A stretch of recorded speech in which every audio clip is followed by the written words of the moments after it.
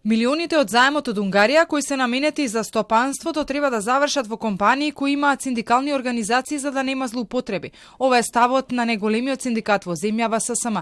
По најавата дека за бизнисот од овој кредит следуваат 250 милиони евра.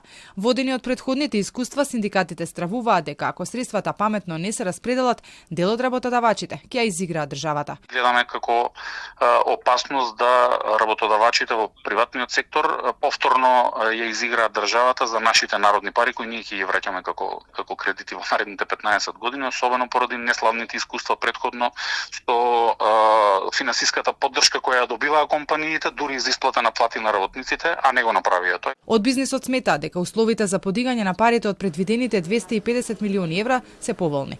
Синдикатите се спротивставуваат и на барањето од Стопанската комора да се разгледа законот за недела неработен ден.